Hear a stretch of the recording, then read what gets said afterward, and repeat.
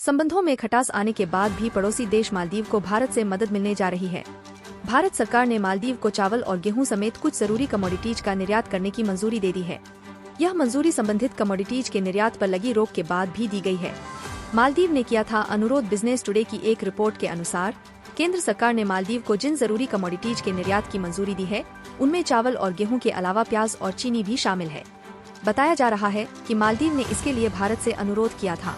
मालदीव का अनुरोध मिलने के बाद भारत सरकार ने उस पर विचार किया और सीमित मात्रा में निर्यात की मंजूरी दे दी। इन कमोडिटीज का बड़ा निर्यातक भारत चावल, चीनी और प्याज के मामले में दुनिया के सबसे बड़े निर्यातकों में शामिल है। कई पड़ोसी देश खाने पीने की इन जरूरी चीजों की आपूर्ति के लिए भारत के ऊपर निर्भर करते हैं। अभी घरेलू बाजार में कीमतों को स्थिर रखने के लिए इनके निर्यात पर पाबंदी लगी हुई है। सरकार विशेष मामलों के आधार पर इन कमोडिटीज के शिपमेंट को मंजूर कर रही है। भारतीय उच्चायोग का बयान।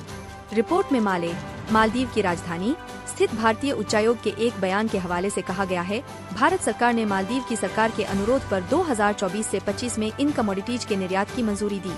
यह निर्यात बायलैटरल मैकेनिज्म के तहत होगा। उच्चायोग के अनुसार इन कमोडिटीज की जितनी मात्रा के निर्यात को मंजूर किया गया है, वह 1981 में बायलैटरल मैकेनिज्म के अस्तित्व में आने के बाद से सबसे ज्यादा है। मालदीव को मिलेगी इतनी आपूर्ति। दी गई मंजूरी के अनुसार 2024 से 25 के दौरान मालदीव को भारत से 35,749 टन प्याज और 64,494 टन चीनी की आपूर्ति मिलेगी। इसी तरह भारत की ओर से मालदीव को 1,24,218 टन चावल और 1,09,162 टन गेहूं की भी आपूर्ति की जाएगी। इनके अलावा मालदीव को भारत 10 से 10 लाख टन रिवर सैंड और स्टोन एग्रीगेट्स की भी आपूर्ति करेगा। अभी निचले स्तर पर हैं संबंध। यह इस कारण अहम हो जाता है क्योंकि अभी भारत और मालदीव के संबंधों में खटास आई हुई है। मालदीव की मौजूदा सरकार के बारे में माना जा रहा है कि वह चीन के प्रति झुकाव रखती है। मौजूदा राष्ट्रपति मोहम्मद मुइज्जू ने दशकों पुरानी परंपरा को तोड़ते हुए हाल ही में चीन का दौरा किया। दशकों से ऐसी परंपरा रही है कि मालदीव के नए राष्ट्रपति का पहला विदेशी दौरा भारत का होता है। वहीं मालदीव सरकार के कुछ मंत्रियों के द्वारा प्रधानमंत्री नरेंद्र मोदी पर अशोभनीय टिप्पणी करने से स्थितियां ज्यादा खराब हो गयीं।